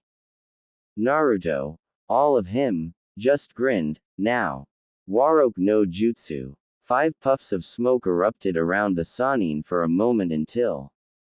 Tayuya arched an eyebrow as she took in the scene, no longer feeling any sort of kindness toward the blonde as his clones took the form of 5 shapely women, each one looking the same as the other, blonde, busty and. Oh, you have got to be shitting me. She roared. No way is Jason gonna fall for. Ladies. Jiraiya howled lecherously. Come to Jiraiyaaa. Tayuya face faulted at this and struggled to get back up just as the blonde beauties glomped him, a big mistake as it turned out. Now, girls, Naruto yelled, but don't kill him. The girls grinned evilly. Bushin Dabakua. Huh. Jiraiya gulped as the clone vixens started to glow. Oh she, boom. Yee-hoo. Naruto covered his eyes against the sun as he watched Jiraiya's ascent, and, eventually, his descent. Nice air time, Naruto admitted to himself. Not bad at all. This is gonna make for some wicked pranks when I get back home. Tayuya, stunned by the preformed jutsu, could only stare as Jiraiya came crashing back to Earth, landing in a crater slightly larger than he was. That was awesome. Tayuya yelled, pumping the air with her fists. Oi, shithead. You are so teaching me that jutsu. Jiraiya heard this as he pulled himself out of the ground, and paled. Just what I need. Another B-bomb's shell, and no the good kind. He groaned before sliding back down into the hole he had made. Konoha, Hokage's office, Is there a reason as to why you've called us in here? Homura asked as he, Koharu, and Danzo stood in the Hokage's office, surrounded, also, by the 7 shinobi council members, consisting of the clan heads, or acting representatives. Tsunade was not particularly happy to see the 3 civilian council members, least of all Danzo. Though he was a member of a shinobi clan, he was the last of his family, so acted as part of the civilian councilmen. To Tsunade, the man gave off the coldest key she had ever felt, even when her grandfather had associated himself with Uchiha Madara. Yeah, what was the reason I had to drag myself up here? Shikaku Nara sighed lazily before getting nudged by Choza Akamaiki. Tsunade sighed. Seeing no reason to drag this out, I've called you in here for one purpose, she said, drawing all the attention. Uzumaki Naruto has been made aware of his relation to the Uzumaki clan of Uzushiogakure. He's what? Koharu all but screeched. Who would do that? Homura demanded. That is a clear violation of the Sandiamese law. Tsunade pounded her desk for silence. No law has been broken. She snapped. As you already know, thanks to Mizuki, Naruto already knows about the Kyuubi sealed away inside of him, but the law only pertains to Naruto's father. His family name of Uzumaki was, for some odd reason, she looked at the civilian members, struck from the educational curriculum. As you know, I myself am 1/4 Uzumaki on my grandmother's side, and I have never forgotten the aid their clan gave us in the early days. But the boy's father, Danzo started. Will not be mentioned, she said. Naruto is only curious about his mother and her clan. Which I find to be very natural for a boy that has gone his whole life without so much as a friendly face in his life outside this office. Again she glared at the three civilians. What I propose is that Naruto be made aware of his mother, and, at a later date when he's more prepared, be informed of his father when he returns to the village. What brought all this up, anyway? Asuma Sarutobi asked with a raise of his hand. I thought he was going to be made aware of this once he came of proper age. Civilian age, that is. Koharu grumbled. Ridiculous shinobi and their age rules. Soom gave the older woman a snarl of a sneer. Are you saying that even if a genin at 12 is old enough to kill if commanded, he or she can't have a drink when he needs it?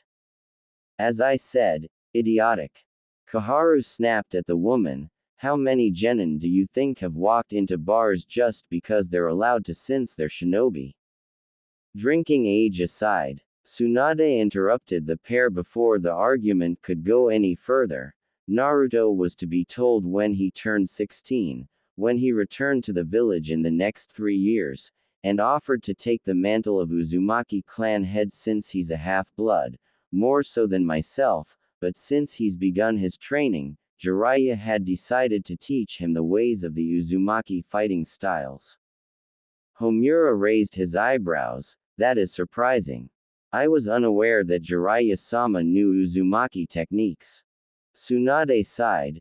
Being part Uzumaki myself, I gave him permission to go to the island and see if he could dig anything up that could be of use to the village. She explained. As it turns out, he found several scrolls of Uzumaki-style jutsu, including a special kinjutsu among them that he intended for Naruto at some point in time when he assumed the mantle. Interesting, Danzo intoned, and the blonde Hokage could almost see him licking his chops at the thought of another kinjutsu to add to the Konoha vault. What jutsu was it? That, Tsunade smirked at the old war hawk, is none of anyone's business except my own, and Uzumaki Naruto, we two being the last of very few Uzumaki left in the world. Should Naruto deem anyone worthy to share the technique with, they should consider themselves lucky beyond belief. Danzo was visibly perturbed, but said nothing. Now, back to my original point. Uzumaki Naruto will be told of his mother, but not his father until his return, agreed. Soom spoke for the shinobi, and said, he should have been told the minute he was old enough to understand such things. The Inuzuka clan head snarled. Keeping this from him only put him at the villagers' mercy for 13 years, and stunted the growth of a splendid shinobi. Here, Choza smirked, the boy deserves a bit of happiness after all this. The knowing of his mother would surely give him that. I must caution this, Koharu said, the boy's been shown to have an unstable personality at times. If he finds out, he may. Tsunade glared at the woman fiercely, silencing her. You have no power over my shinobi council. You say that I called you here, but in fact you simply heard that I had called a meeting of the shinobi clans, and decided to poke your long noses into it. You elected me Hokage, so now you will abide by my decisions after my counsel has been heard. If I thought that he couldn't handle it, none of you would be here. As it stands, I simply wanted to hear the opinions of the clans as they all know the origins of the boy, and have been keeping quiet for years. Surprisingly, Hiyashi Hyuga spoke up next. As unpredictable as the boy's temper may be, he has shown good judgment in situations. The man said, let us not forget that it was he who defeated the Aikibi no Jinkujiriki, and he has a summoning contract with the Toads. Tsunade smirked. That brings up a fairly good point, Hyuga Dono, she said, drawing all eyes back to her. as of looked back over his achievements, those being 26D rank, 15C rank, and 3A ranks. 3. Danzo asked. His mission to Nami no Kuni was upgraded to A, Tsunade explained, plus the mission to Yuki, and the Kingdom of the Crescent Moon Islands. He's achieved just as much as his father had at his age. Not quite, Homura chuckled. Remember the S-rank mission Minato did when he was still a genin? He questioned Kaharu, who nodded grudgingly. And let us not forget, also that he faced A-rank shinobi each time and defeated them, Tsunade said. What I would like to do, to lessen the sting for him, is promote him to Chunin. Even so long after the Chunin exams, he's grown considerably. He deserves the promotion twice over in my opinion. Agreed, said the gathered shinobi. Thank you, Tsunade said kindly, your support is greatly appreciated. I dismiss this meeting, and thank you all for attending on such short notice. Equals with Naruto equals. Pervert, the Kyuubi taunted jeeringly, my container is a pervert. Could you shut up for once? Naruto snapped, it's not like she can walk long distances yet. So you're telling me that you're not enjoying those lovely little orbs pressing against your back? Naruto remained silent as he found it difficult to focus for two reasons. One being the fact that Tayuya was on his back, piggyback, and leaning against him, which inadvertently pressed her against her shoulders, and the second being that he kept seeing flashes of her bathing running through his mind. Tayuya, for her part, didn't mind a bit as she was dozing contentedly against him, her arms dangling around his chest. The girl had stubbornly tried to walk after Jiraiya had recovered enough to hold up his end of the bargain, and move on to Kiri. Jiraiya had started leading the way after they packed up, but as they progressed, Tayuya had gotten further and further behind until she had hit her knees. Naruto had seen this and wordlessly offered her the ride, to which equally wordlessly accepted. The whole thing had amused their sensei to no end until Naruto told him to back off unless he wanted another demonstration of his exploding clones. That jutsu you showed me worked really well, by the way. Naruto commented, where did you learn it? I didn't learn it, runt. Biju can only preform the base elements they represent. Clones are out of the question. I remember seeing an Uchiha using this jutsu, and thought it would amuse you since you use clones so much for fighting. This is an Uchiha jutsu? Naruto asked. Yes, and as it happens, only one ever used it. Uchiha Itachi. Whoa, you mean this is one of his jutsu? That is correct, the fox grumbled, now you'd better keep up with the pervert. Talking to me is making you fall behind. As if on cue, Jiraiya looked back over his shoulder and yelled, Oi, Gaki, get a move on. We're almost to Kurigakure. Already, Naruto called back softly. It's closest to the village, Jiraiya said, how's Tayuya-chan? Don. Call. Me. That. Tayuya slurred sleepily, making Naruto chuckle. How far out are we? Naruto asked. About another 12 hours if we keep this pace, Jiraiya said, looking back at the pair, but it looks like we should stop soon. He looked at the receding sun, it's getting late, and Tayuya-chan needs more rest. It was foolish of me to think she could start those exercises so soon. Damn right it was, Naruto grumbled, looking at the girl's peaceful face, she's too damn cute when she sleeps. He thought as she rested her head against his shoulder. It was a wonder to him how she'd managed to walk as far as she had. When Jiraiya had checked her injuries, her legs were swollen badly, and the old sage had been angry that she hadn't said anything. I'm not some crybaby, she had said, so don't treat me like I'm make of some shitty piece of glass. That had ended the argument. Jiraiya spotted a group of trees off to the side of the road. We'll make camp here tonight, Naruto. Even you have to be getting tired by now. Sorta. The blonde said, adjusting the girl on his back, even though he could have gone for a few more hours. He followed Jiraiya off the road and into the small group of trees where the old man already had a roll out for Tayuya and was getting started on a fire pit. Naruto tried to lay her down on her mat, but the girl, in her sleep, refused to let go. Hey, come on, let go already. Naruto complained quietly as he tried to pry her off. Mumbled Tayuya, too warm. Jiraiya snickered perversely at this. Looks like you're not going anywhere tonight, Gaki, you lucky devil, you.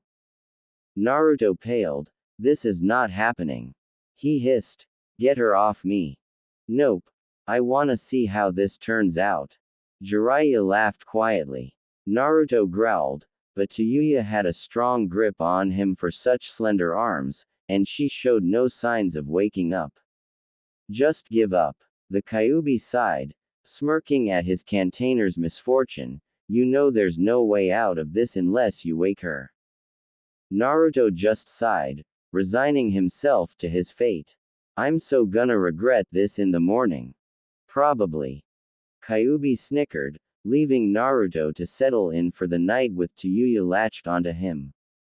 Jiraiya watched on in amusement as Naruto was soon fast asleep next to the young red herd snuggled into his shoulder. They make a cozy twosome, he chuckled, then looked down at his small slug that had attached herself to his robe. Alright, Katsuyu, what did Harem say? Katsuyu, instead of answering, increased her size and spat out a scroll. Her reply is in there. I was to return as soon as I gave it to you, Jiraiya-sama. Just know that she was not happy about the girl. Understandable. Jiraiya nodded, accepting the scroll. Thank you, and give my regards to Harem. I will. Katsuyu nodded. Look after the little ones, she said before dispelling away. Jiraiya sighed and rolled out the scroll. Jiraiya, I hope this message finds you well, and out of trouble. In answer to your earlier request, I will allow you to tell Naruto about his mother, but not Minato, at least not yet. And as for the girl, that is your responsibility if she prove untrustworthy. Do not let her hurt Naruto in any way, shape or form, or I will make you regret it. The clans have convened and we have come to the decision to promote Naruto to Chunin rank for his acts in the past few months despite Sasuke's disappearance, and I would like to have you continue missions while training. My hope is that he will have earned the Jonin promotion before your return. Also, sealed in this scroll is the Chunin flak vest and equipment for Naruto, and also a few articles of clothing for the girl as well as a Hittite, if she accepts it.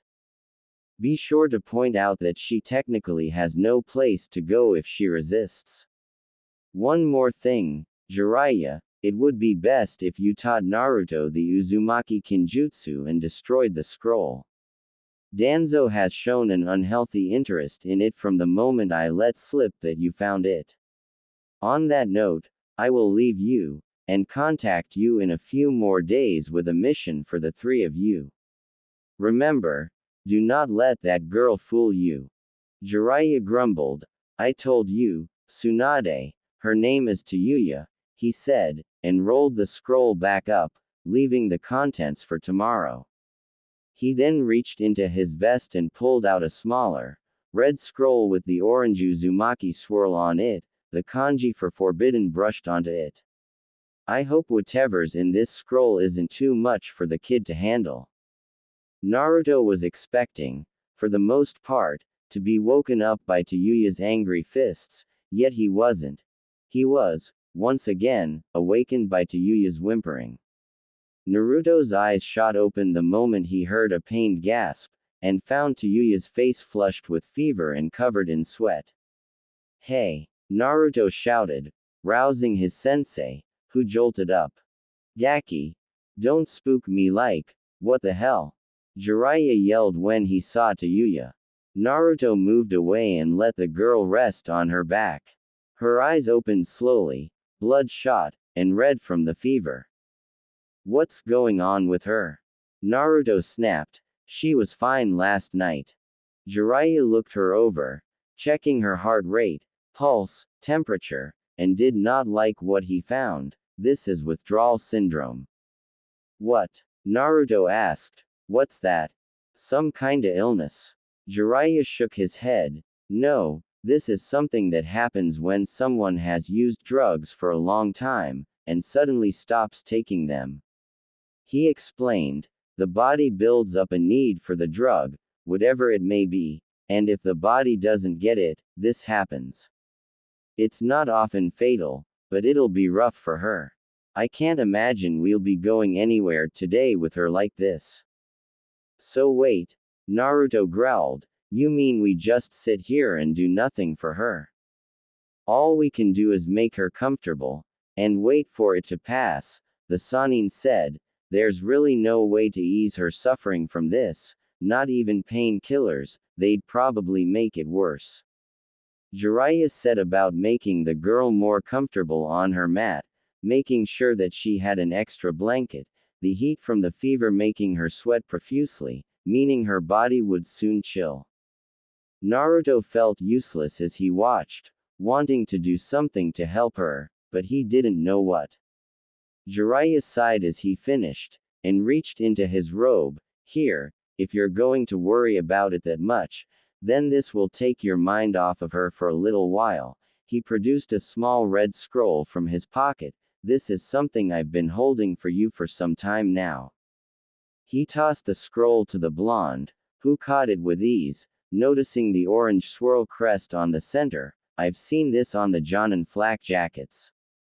It's the family crest of the Uzumaki clan, Jiraiya explained. We wear it as a sign of respect to the clan we once held in the highest respects, and as family.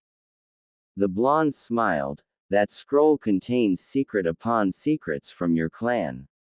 What I want you to do is begin to learn from that scroll, ninjutsu, fuinjutsu, kinjutsu, all the scroll has to offer, for this is your birthright as the last Uzumaki, Naruto. When we return to the village, you would have been told of your heritage, all of it, your father, mother, clan, everything, but as it stands, I've told you of your mother and clan. So now you have to do what is only right by your clan. Naruto looked up sharply, and that is what? To take the mantle as the clan leader, and learn your clan techniques to pass down for future generations, Jiraiya clarified as he produced a second scroll, and Tsunade has a little surprise for you. He unfurled the scroll, and out popped a flak jacket, and a package wrapped with string. She's given a field promotion to Chunin. What? Naruto jumped up in shock, catching the jacket as Jiraiya tossed it to him. Naruto's smile was almost as bright as his jumpsuit. You mean I'm finally a Chunin? For real? Jiraiya just grinned at the blonde while he tried the jacket on, and started ripping into the parcel, spilling out a small tanto just right for the boy's hands, a new set of shuriken and kunai, and a small wooden box with the word chakra etched into the wood. Jiraiya smiled and picked the item up. Now this is what I was hoping for. He popped the box open, revealing a stack of paper inside no bigger than a playing card. This is chakra paper. With this, we can find out what element I should start training you in. Naruto huffed. We can worry about that later, he said, strapping the new blade to his back as he'd seen most Jonin do. We should look after Tayuya-san until this passes. Jiraiya sighed and gave a nod to the boy, seeing he wasn't about to budge on the subject. That's fine, but at least have a look at that scroll I gave you. You might learn something useful, he suggested, to which Naruto grudgingly nodded. Good. Now go study. If you've got any questions, I'll be here with Tayuya. Naruto grumbled something unintelligible, and slouched off with the scroll in hand. Jiraiya watched him until he was out of sight, then turned to look down at the stricken girl with a slight smirk. He's seriously worried about you. Well, will little wonders never cease? X equals. She was running. Her feet were bloodied and worn from the stony ground and her lack of sandals. Behind her, the angry shouting of the man rang in her ears as he neared. It's your fault. All your fault, he roared. She died because of you. No, the girl moaned, I didn't mean to. You're to blame. Please, don't hurt me. You killed your own mother. X equals. Jiraiya nearly fell over when Tayuya started thrashing, mumbling something in her delusions. She threw the blanket off and tried to cover her face and head with her arms, curling herself into a ball as if she were trying to hide from something. Knowing there was little he could do except make sure that she didn't hurt herself. He laid a wet cloth against her face to wipe away the worst of the sweat. T2-san, she mumbled with a shiver. Jiraiya sighed, wondering what had happened. What she may be seeing that was tormenting her so. Damn you, Orochimaru, he thought with a growl. Damn you to the worst punishments the 9 circles of hell has in store for your twisted soul. The girl was starting to grow on him. Her fiery attitude, quick temper, and sharp tongue reminded him greatly of Kushina. So many things were similar to back then. The day he had met Kushina, he remembered that Minato was, for the first time since he'd taken the boy on as a genin, to be truly happy. And it was the first time he had seen the boy laugh so much. The first thing Jiraiya had done upon seeing the two together was ask Minato if he'd finally taken his advice and gotten himself a girlfriend. And that had resulted in a painful memory. The dear, sweet little firecracker had flown into one of her soon-to-be famous rages, and pummeled both him, and, for reasons unknown then, Minato. From then on, it had been a wild ride watching the two fall further in love to that faithful night when Kushina was taken by Kumo. By then, Minato was a jonin, and well on his way to being the village's greatest shinobi. Jiraiya couldn't have been prouder. Yes, Tayuya had the same personality as Kushina, that was certain. Except, Jiraiya chuckled at the memory, Kushina's verbal tic that Naruto had often displayed in excitement. Naruto, meanwhile, had found himself a tree to sit under while he debated looking at the scroll. Sure, the idea of learning the techniques of his clan was exciting, but also daunting. He was just like Sasuke in a way. The last of his clan. But there was a difference. He wasn't going to let that get to him. Sasuke had let it eat away at him until it became his obsession. Killing Itachi. Reviving his clan. Power. It was beginning to become clear to him. Naruto sighed. He would never be able to keep his promise to Sakura. Not as long as Sasuke was so hellbent on revenge, and gaining power. Those that break the rules are scum, Kakashi's words echoed through his mind, but those that abandon their comrades are worse than scum. It was the first, and only lesson that he remembered being taught under the Jonin. One he took to heart. Thinking about what you've missed, brat? The Kyuubi asked. You should know. Naruto sighed back, can't you hear my thoughts? Only when you allow it, the fox said. Now why are you not reading that scroll? I know for a fact that the Uzumaki scrolls would help you greatly. Naruto was a little surprised that the fox was interested in the scroll, but not completely. The fox had more than made it clear that he needed to be stronger than he was to be worthy of his power, and not just use it when he was about to die. Wordlessly, Naruto slipped his band off the scroll and unrolled it. In the center of the paper was a sealing matrix around a blank square the size of a hand. Curious, Naruto touched the space with his fingers, and felt something strike his fingertips, a drop of blood falling onto the square. The drop steamed and melted into the paper. The matrix lit up and swirled around into the Uzumaki spiral, and then into one black spot on the scroll. The spot lit up in an almost blinding white light and Naruto was forced to cover his eyes for a moment. Greetings, young Uzumaki. Naruto snapped his eyes open at the sound of the voice. In front of him, standing in the light, was a small figure of an elderly man. His hair, what was left of it, was stark white, and he was dressed in violet robes with the Uzumaki swirl evident on his chest. I am Aizen. The Shodai Uzukage. Know that only those of Uzumaki blood can access this scroll and its contents. But there is a limit to how much I can teach you. He explained, we of the Uzumaki were of many houses. I have asked my future descends to catalog any and all techniques vital to our clan within this scroll so that my consciousness could teach you. However, only those of my line are allowed to learn the most important techniques. Should you not be of my line, then I cannot teach you what you need to know as a clan head. Now, young Uzumaki, prepare yourself. For I am now awakened to my task, and shall give you all the knowledge that I can. I pray that I now teach the new clan head of the Uzumaki. May the Raikudo Sennin guide you to the path of Ninsho. With that, Naruto's mind exploded as the seal roared to life once more. Red strands shot from the scroll, and bore into his body, filling him with all that the scroll had.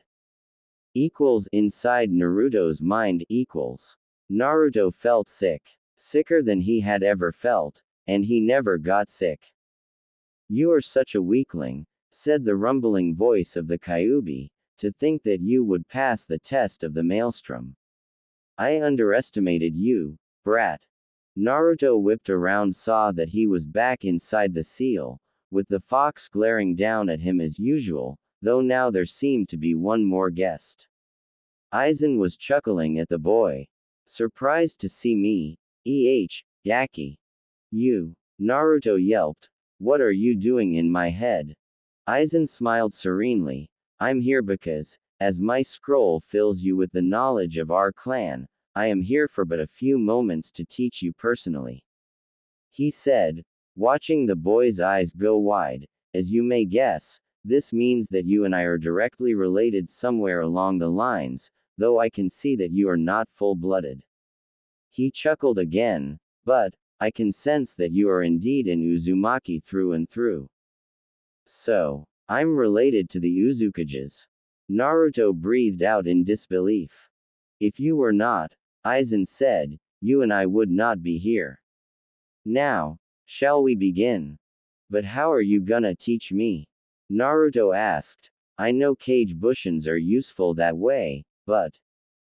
Oh, misunderstand, Aizen smiled. I will be doing to you in here as I did to you on the outside, but these techniques are completely different than what your body is learning now.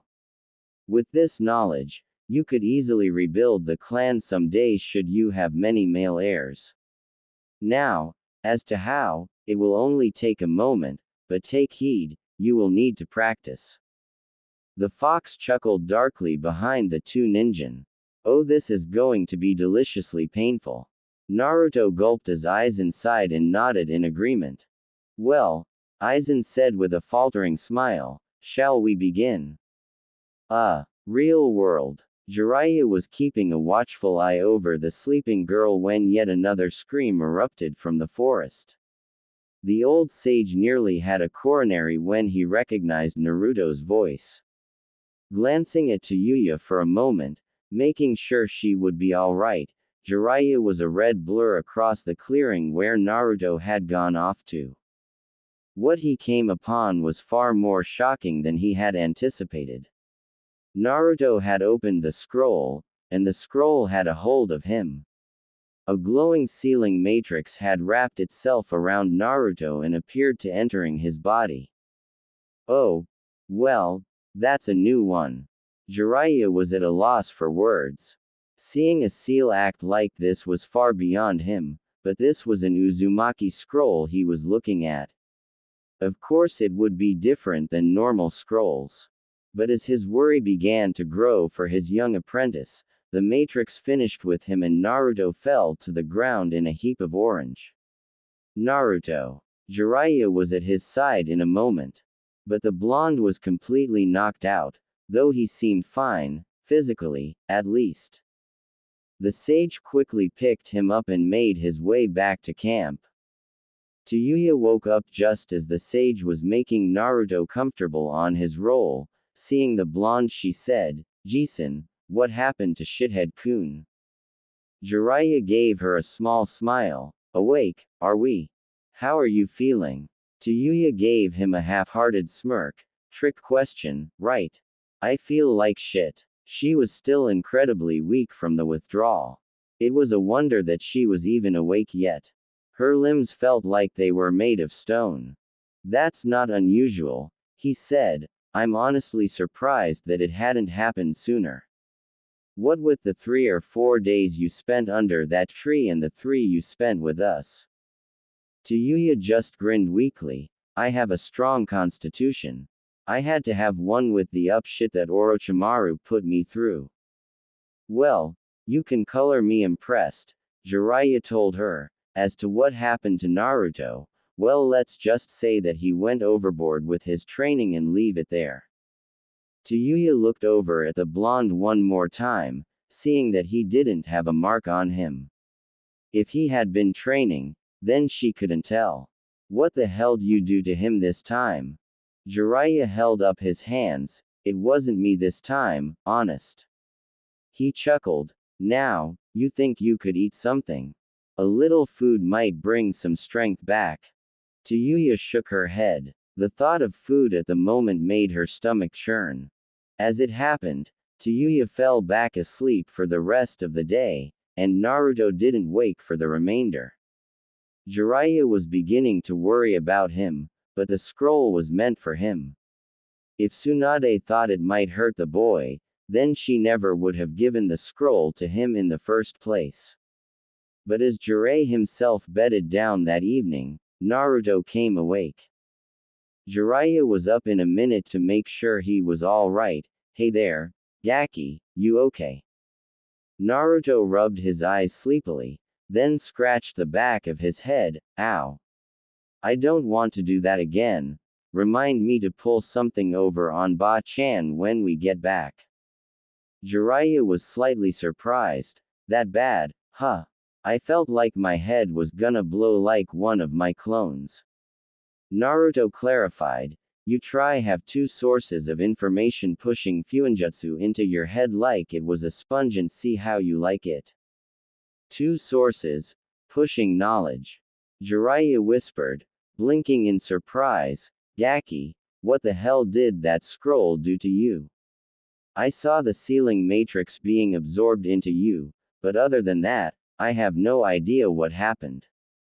Naruto tapped his head. "Basically, the Shadaime Uzukage sealed part of his chakra into the scroll so that he could personally teach the next generation of Uzukage, or an Uzumaki,